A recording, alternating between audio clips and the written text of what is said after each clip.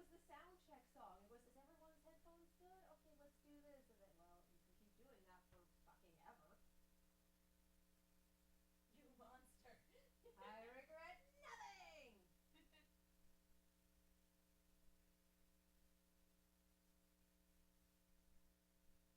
You're tuning in to the online broadcast network, AFTERBUZZ TV. Over 20 million weekly downloads in over 150 countries, and your number one source for after-show entertainment.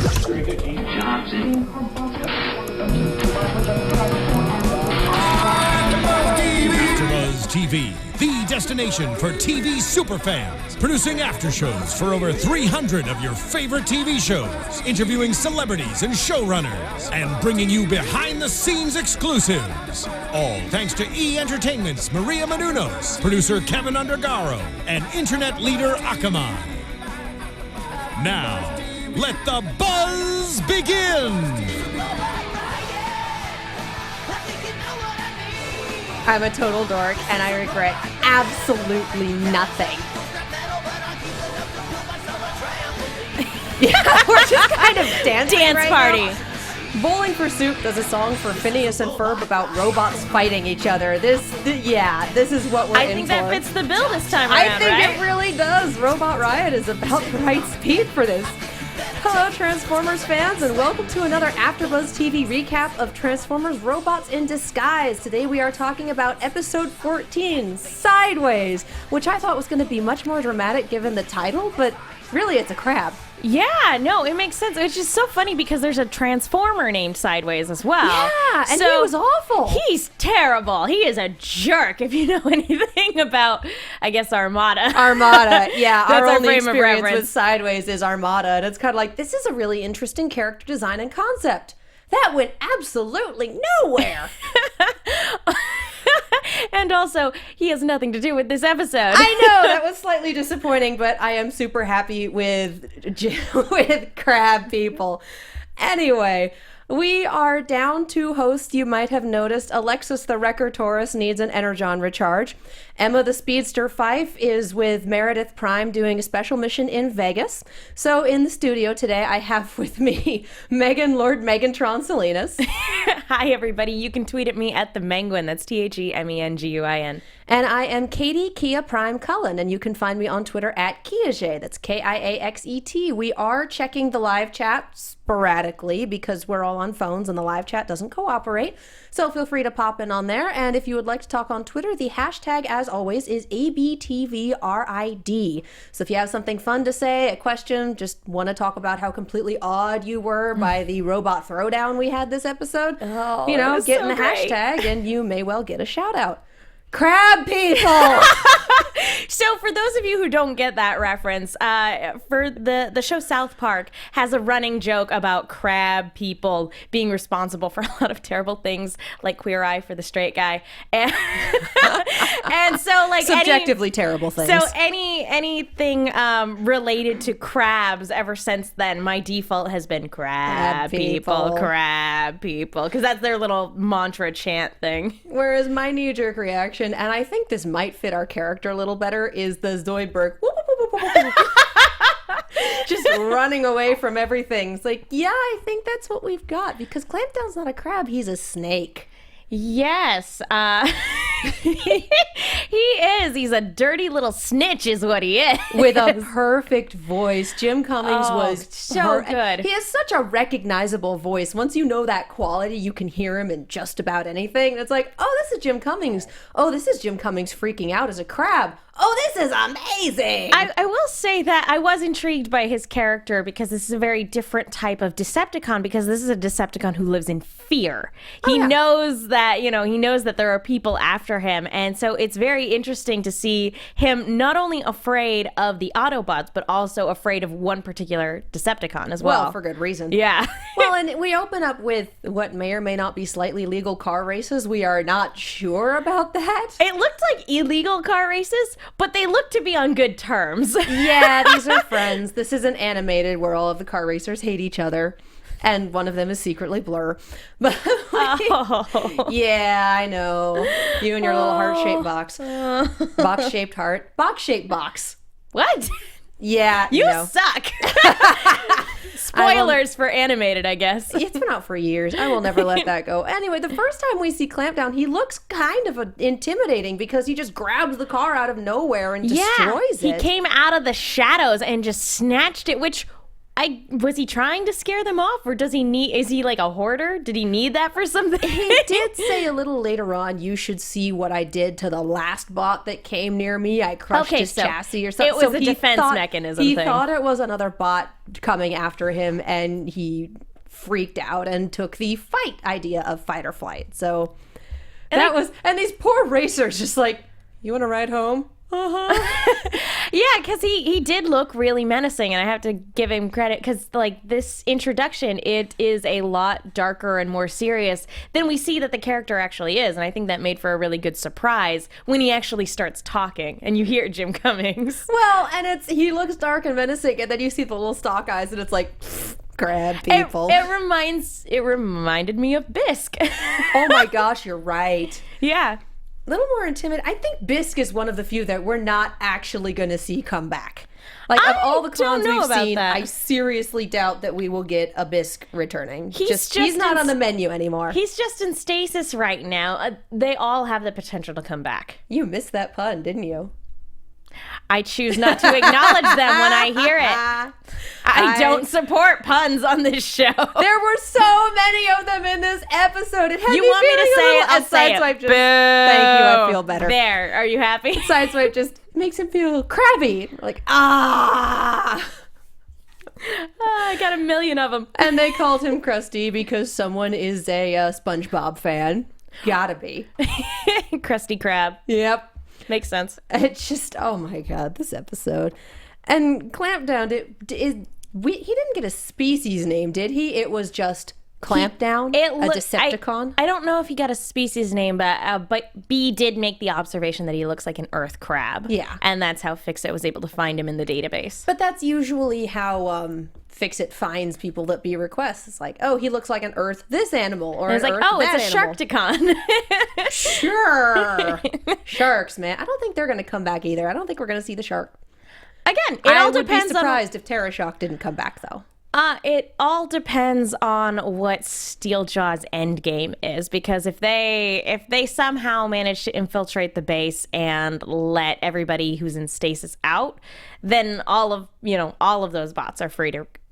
Then we're going to have a super full studio. Yep. And it will be wonderful. Yeah, it's like good luck trying to cover that episode because that one will be bonkers. But yeah, Clampdown is evidently a blackmail sort of bot. The summary said, an expert in digging up dirty secrets and using them for personal gain. Evidently, he tried to blackmail someone on the council, and they were like, prison ship. Yeah. Which lends credence to the theory that this isn't a ship full of Cybertron's most wanted. This is a ship full of people they didn't want to deal with anymore. Yeah, and again, it's like, I wonder what kind of dirt you had on a member of the High Council, because again, we don't know a whole lot about what's going on Cybertron, but we've been speculating all season that the High Council are really not the best of people. I would be gobsmacked if they weren't super corrupt. And there's no crime to keep them in line. There's no avatar of God telling them to get their act together. Those are gone now. We have a tweet from Alexis. I know, she says, she's booing. Sorry, Megan, I was booing Katie. Well, her tweet below that is just boo.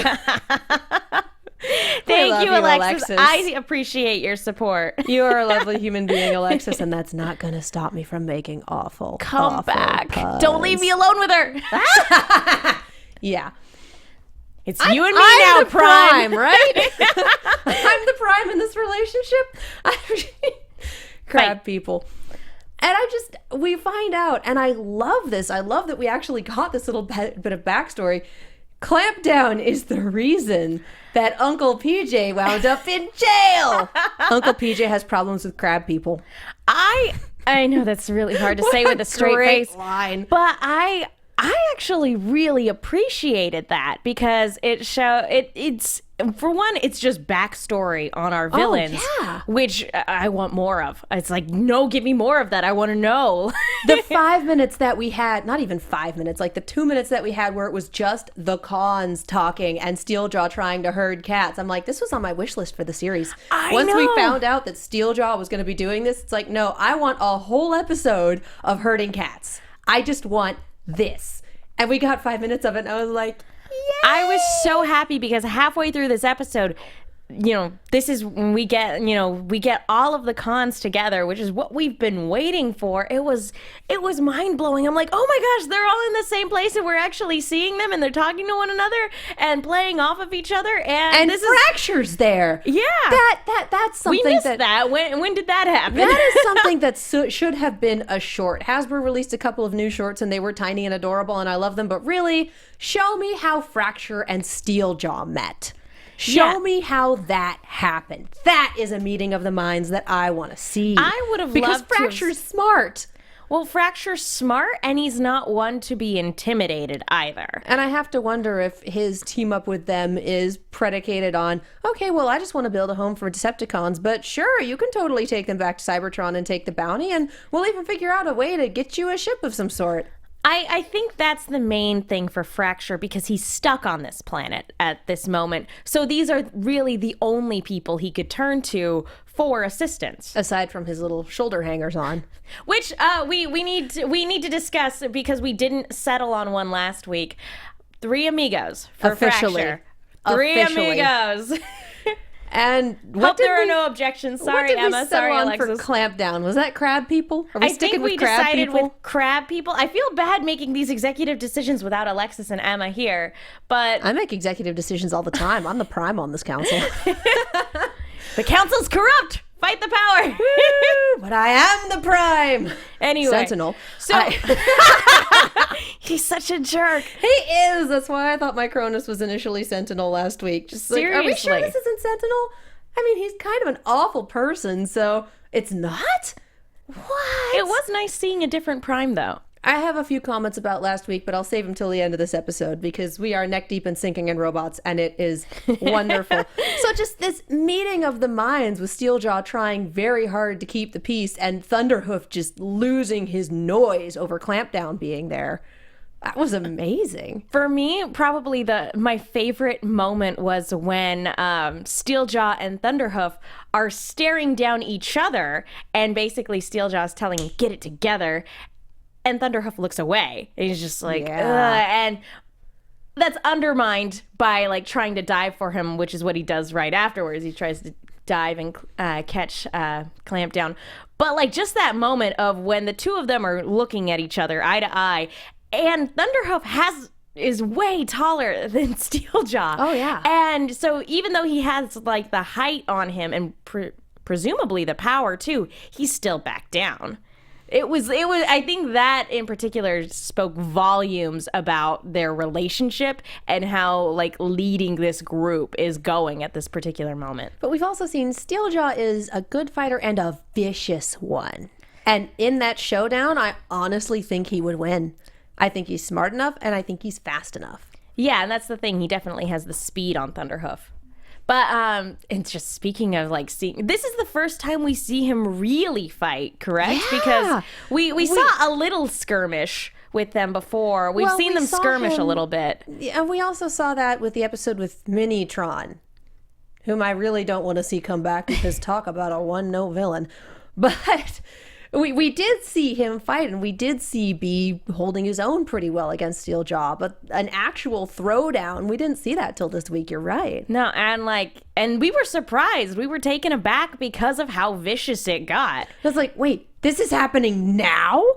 We're 14 episodes in. This is the middle of the season. This is happening now?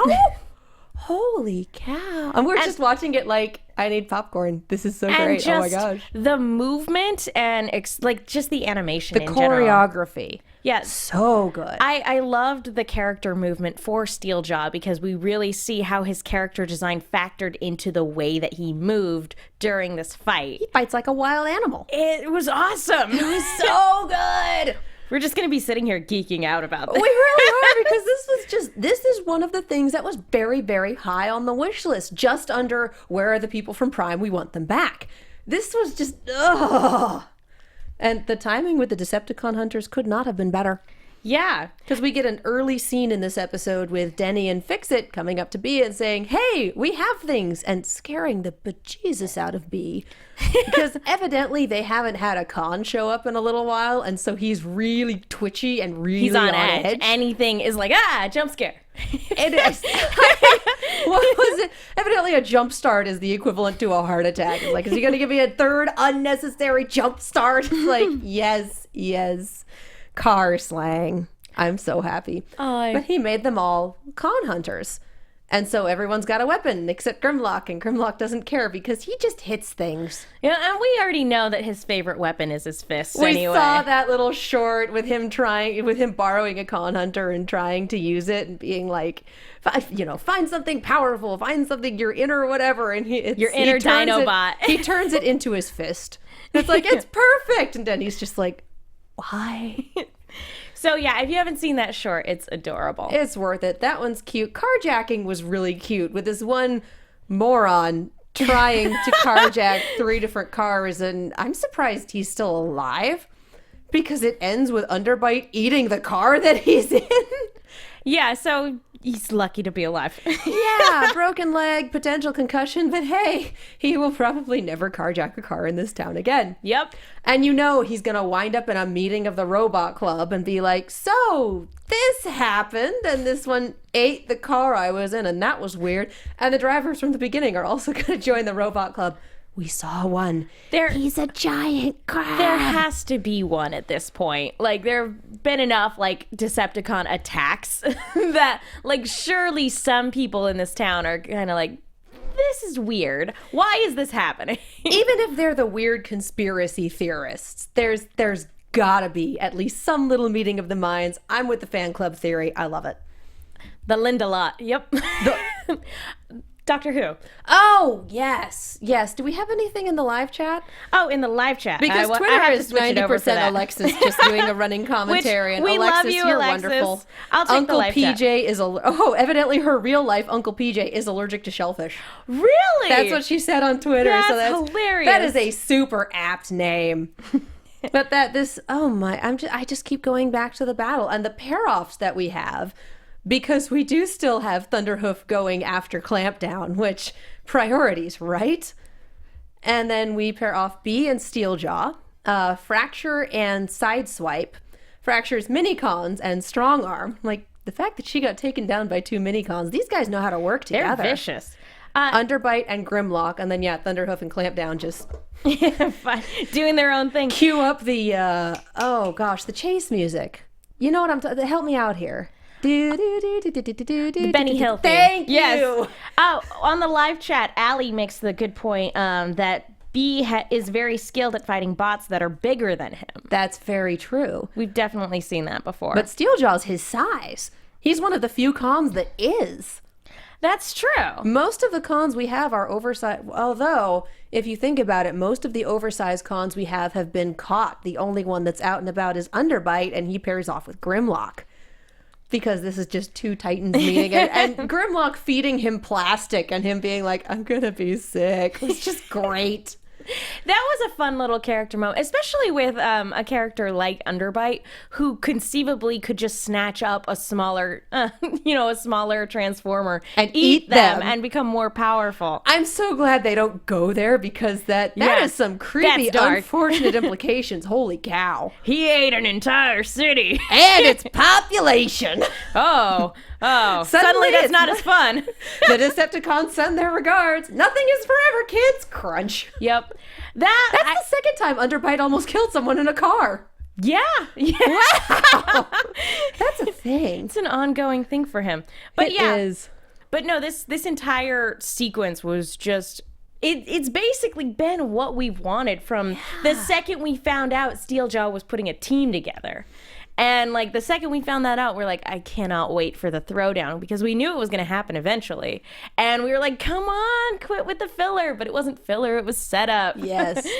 And I think once we get around to, there's going to be a round 2 for this. There is. Oh, absolutely. And I think that's going to be season finale, and we're going to have Jazz and Drift and a whole bunch of other Autobots back. We may even have Optimus, we don't know. And a much larger con team, because at this point, it's almost inevitable that they're going to break into base and get everyone else. Yeah. And I mean, Minitron was able to find it, and it's probably not too hard to figure out. yeah, no. Especially because we've seen how resourceful they are and how smart and intelligent. But speaking of battles, Do it. speaking of battles, we have another battle to talk to you guys about, a dance battle.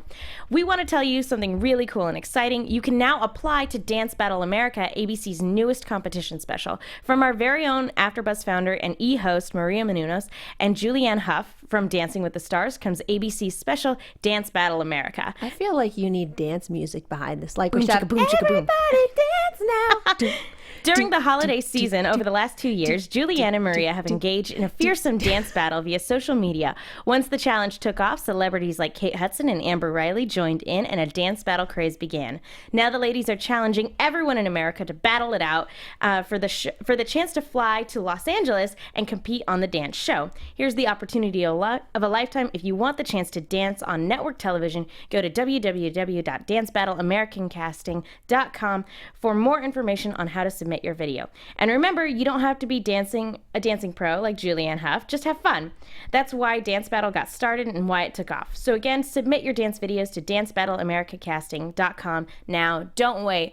And don't forget to post it on social media using the hashtag DanceBattleABC.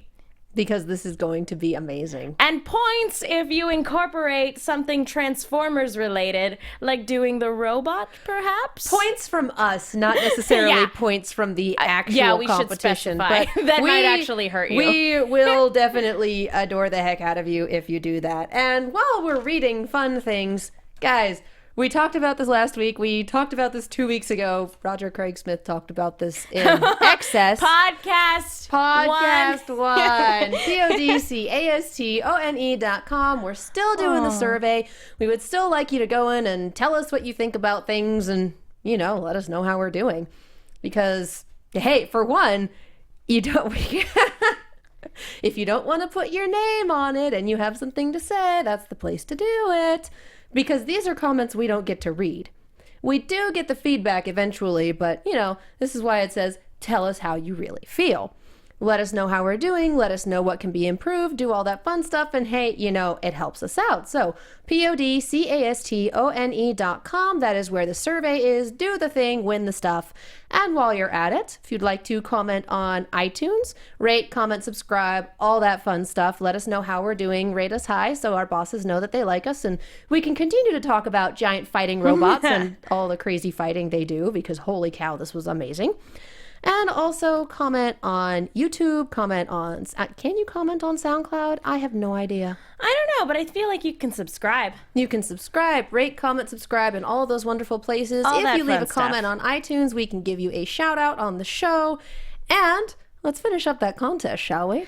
Yes, we actually do have one more iTunes comment from that was placed this past week. I was going to say, since this morning? No, this past week. Great show by Sandy Brent. As a female Transformers fan who has so far really enjoyed RID 2015, I was so excited to find this podcast both here and on YouTube, featuring awesome hosts with really cool nicknames, entertaining conversations, and great special guests. This is a fantastic show and one that I will certainly continue to listen to. P.S. to Megan, I also really enjoy hearing you on the Orphan Black AfterBuzz, which I am also a big fan of. Thank you, Sandy. That ends this week, doesn't it? Yes, it does. The finale was the other night, so lots of feelings there. Lots of feelings. Well, thank you, Sandy. About that tomorrow.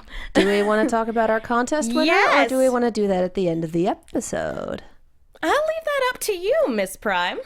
I'm going to make them wait. All right, let's make them wait. I am a Sentinel, let's be real. No, you're Optimus. Anyway. Are we sure Optimus isn't really a jerk to people? I kind of am. It depends on which canon you're looking at, regrets. I suppose. Zero regret. Well, okay, animated is kind of It's interesting. He does his best. He does his best. It's Coldplay when you try your best and you don't succeed. He's adorable, though. He is. And Alexis just tweeted out a picture of her with her new Grimlock watching the after show. Aw, that's sweet. Alexis. She has friends there because she can't be here because then we'd all get sick. Aw. Feel better, sad. Alexa. Tweet her your well wishes, you guys. Yeah, no, she's we a love and wonderful miss human her. being and a member of our team, a cornerstone of our team. And seriously, just tweet her your well wishes. She's half great. the time when she should be on the panel here, she's the one actually putting the show on. Yeah, So she's making sure things work. that means the world to us, and it breaks our heart when she can't actually be on the panel with us. So yeah, she's at ataurus890 on Twitter. Show her some love, you guys. Yeah. She is a wonderful works human so being. Show hard. her some love. So let's get back to fighting. Yes. Seriously, this whole episode, I actually wrote Robot Riot on the board because that's what this episode is for the most part. I kind of find it fitting that it kind of took place at a junkyard as well, because that's where our team's home base is. You know, they're not fighting at the home base. But this is a dump. But yeah. And, you know, again, it's kind of fitting because that's kind of... And I love that Steeljaw was able to use the resources he had to his advantage. Dropping B in that compactor. Trash compactor. Oh my gosh. That was very Star Wars, but that was also like this. I know that he's going to be okay because he's the main character and we're only 14 episodes in and this isn't Prime, but I did love that, like, again, you know, the Decepticons in this show don't necessarily think of themselves as evil. I'm like, that was a pretty evil laugh you had going on at this point, Steeljaw has leapt off the slippery slope. He's still charismatic, but he is just there. He said some things this episode that are like, no, you're not the benevolent leader. You're a dictator. Clampdown knows why he's there and why he can't leave. So, and then Sideswipe jamming the compactor and essentially pulling Steeljaw, and they're like, yep. That worked pretty well. I don't know how he got the drop on Fracture. I don't know how he got the better of him in that particular fight, but he threw a tire at him for one. That was pretty great. that was Fighting dirty. Like, if anyone's going to do it, it's going to be Sideswipe, and boy, did it work. Yep, which was kind of interesting because I thought that when they were initially pairing off, that Sideswipe and Thunderhoof were the ones that were at odds. I thought that was interesting because they were the ones at odds in Thunderhoof's episode. So kind of. Sideswipe was acting for a little. Sideswipe acting was acting like he was going to be an ally to Thunderhoof and then wanted to throw him under the bus, and Thunderhoof has evidently been thrown under the bus one too many times to let that happen again. It's like, yeah, no, I don't trust anybody. And now we know how and why. Yep, makes sense.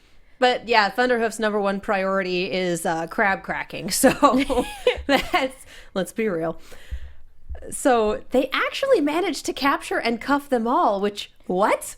We were watching this guy. My notes say they are all in caps. They beat all of them. They cuffed all of them. It's only halfway through the season. And then my notes get air inappropriate. No. With the sudden realization, also in caps, that Steeljaw can pick the cuffs. Exactly. He's got pointy fingers. He's like Starscream. He's got the little pointy fingers that just kind of pick locks like, no big deal. NBD, whatever. Yeah, and then he came up, again, he's a very smart guy because he thinks of a very effective distraction, I suppose you could say. I personally think that the people on the ocean could have done a little bit of a better job avoiding the impending really collision. Hard, especially since that's probably some sort of passenger ferry. I doubt it has a very good turning radius. Fair enough. So, yeah, Steeljaw basically loosed the garbage barge and pushed it towards a whole bunch of people on a boat. And the bots are like, yeah, we can't really let them die. So while they're there trying to stop the garbage barge, Steeljaw goes and lets everyone else free, and they all get away. Which, again, it's good because we still have our team of cons out and about to cause havoc. It was really weird, though, to see us this close to having apprehended all of them. I was really excited to see this throwdown, but I never thought that they would, like, actually apprehend them. I thought it would go a lot worse than it actually did. I never expected them to see, well, snatch defeat from the jaws of victory, really. But that's Steeljaw for you. I didn't expect them to win. Yeah. Even for a brief moment, I expected it to be bad. I didn't expect to have everyone neatly cuffed and ready to go. What was interesting to me, because I figured that it would have been a losing battle, that it would have had to be a lesson that they had to learn how to work together. They wouldn't have survived. With Steeljaw Fair enough. there, Steeljaw cleans up his messes. They would not have lived. That's very true. But they all took care of business, and that was really kind of fun to watch them use their strengths and actually win the day. I wasn't expecting it, though. I was still expecting somehow that they weren't going to win. But Grimlock being smart enough to feed Underbite plastic, taking Fracture down by using his tactics against him, and then, of course, Air Razor and Dive Bomb, boss! And that was just so distracted. Super easy to take them down. It was really, really well done. This was such an exciting episode. It's so much fun. And then they get away. And I think we need to go back and actually talk about Clampdown a little, because we kind of didn't. Yeah, we mentioned We walked him. right into the Robot Riot because it was amazing. Well, that's what we're really excited about. Well, that was the big thing this episode. But yeah, there are other things to talk about, obviously. But Clampdown is kind of the snake in the grass for this and sells information and uses it for blackmail. And obviously this is not a good thing. And so is basically spending his time on Earth hiding from people, trying to hide from the law, trying to hide from the cons, trying to hide from everyone. So when they first corner him in the sewers and hunt him down, he freaks the heck out, douses them in sewage, like breaks a pipe that just blasts them out to the river. Man. Like, ooh, this is ugly. The And city's leaves. infrastructure is just going to be all kinds of messed up. It really is. These bots It's leave. bad. But at the same time, there's no way they couldn't. So a pipe burst. It looks like it was pierced. It burst, Stevens. Okay, Bob. Again, Shorts people that are I going to have want. to notice. Anyway. This isn't the middle of the desert. It's Yeah, no. not. So we have poor Clampdown running away from everyone, getting taken in by Steeljaw, who, gave him the nice little, and we're brothers, and there's a place for you, and this and that and the other, and bringing him in. Well, Thunderhoof isn't initially there when he introduces them to Underbite and Fracture, and this is our little band of merry men, and we're going to steal from the Autobots and give to ourselves, and it'll be great. And then Thunderhoof rolls in and immediately goes into Brooklyn Rage mode, and it's just amazing. Which, we actually get to see a few vehicle forms that we hadn't We get seen to see previously. all of the vehicle forms. It's great. Steeljaw has a vehicle form. I don't think we've seen that before. No, and Clampdown is a car, and Clampdown is like a little VW and wagon. Fracture changed from being a hoverbike to a regular motorcycle. Did he? Yeah. Okay, I missed that. I was just like, motorcycle. Yeah. But yeah, that was really interesting to watch. It was pretty great. And Underbite is still tankety tank, and I adore it.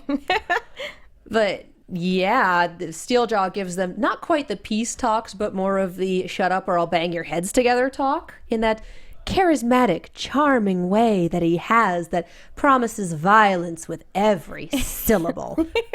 Troy Baker is amazing. Oh my God. That was perfect casting. That was amazing. Just, it's good voicing, but it scares the hell out of me, like it's supposed to. Exactly. He gets the job done. So Clampdown runs away because I'm gonna die, and everyone.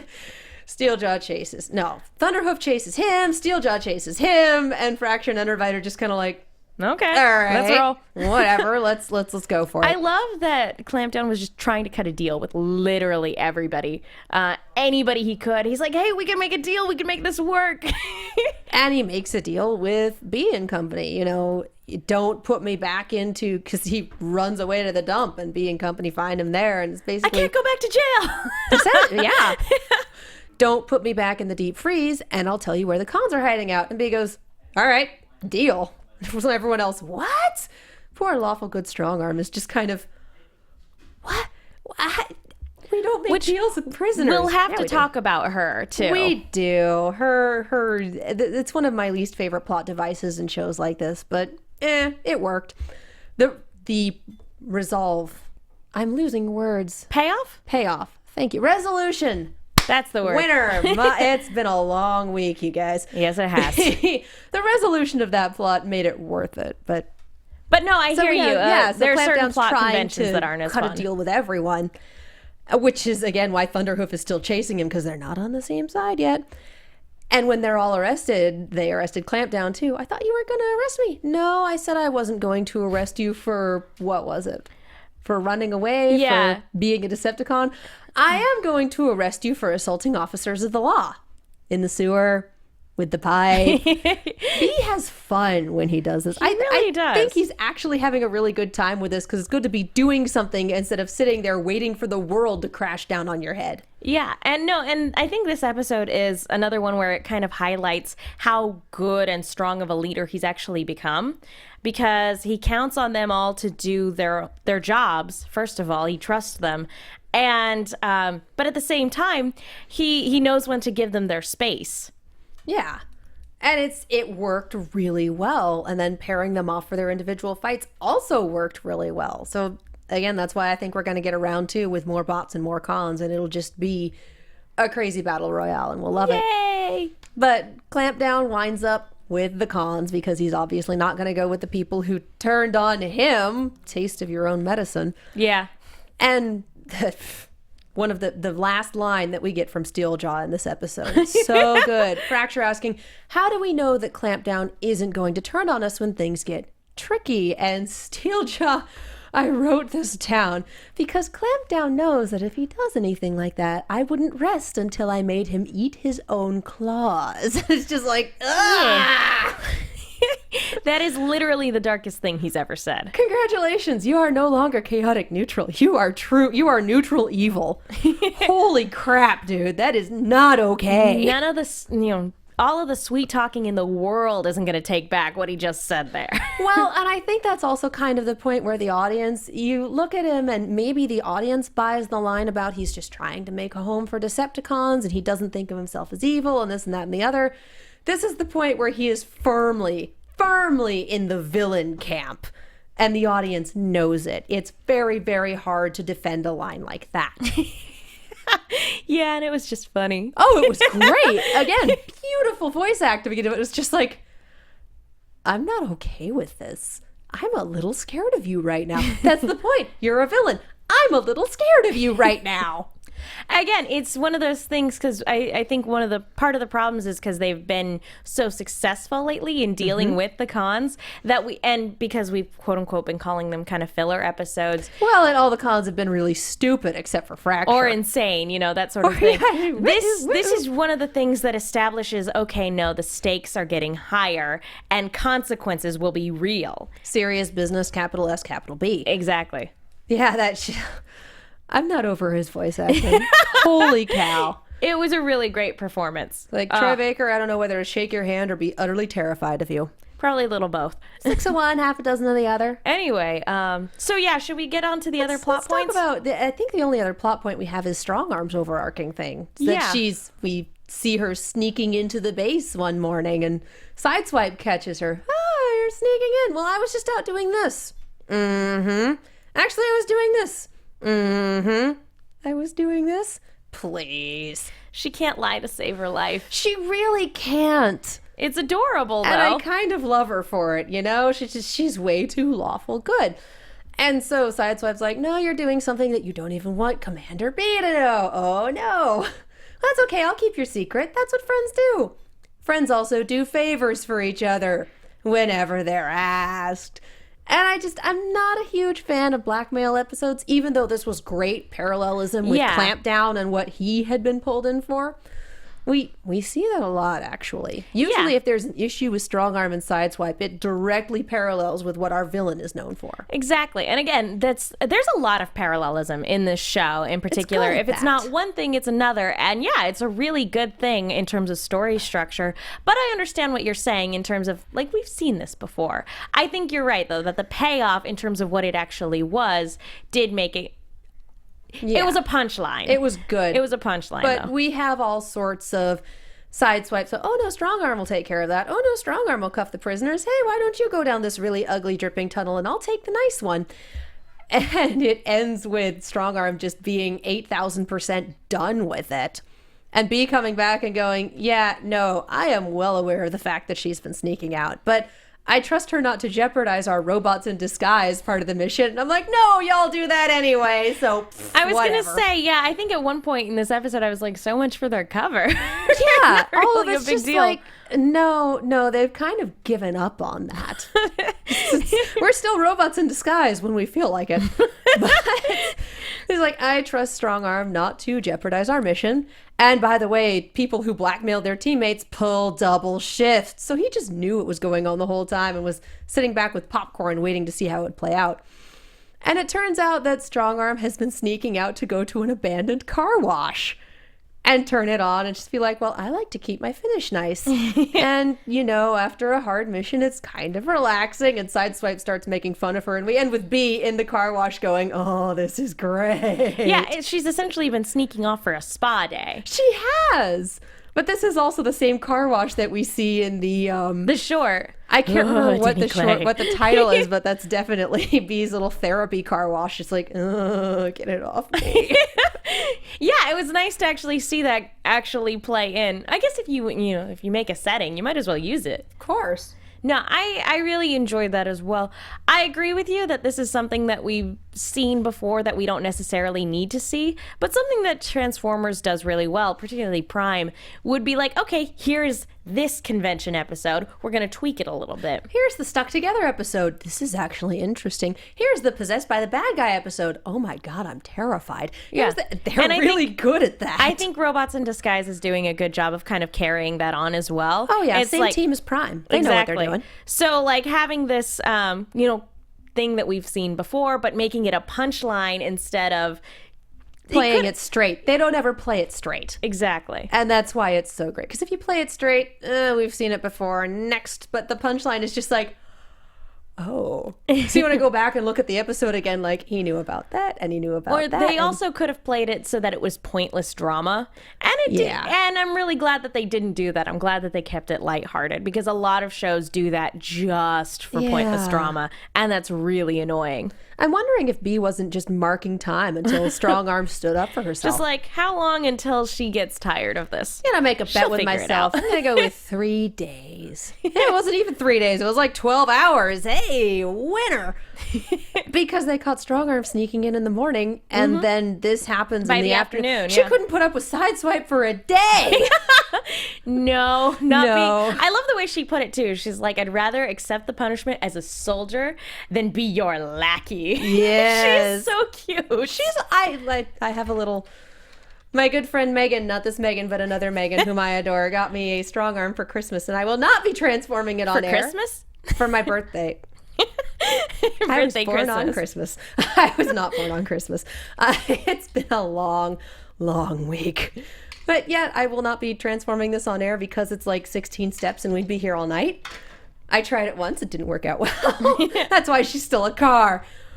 But yeah, Strong Arm.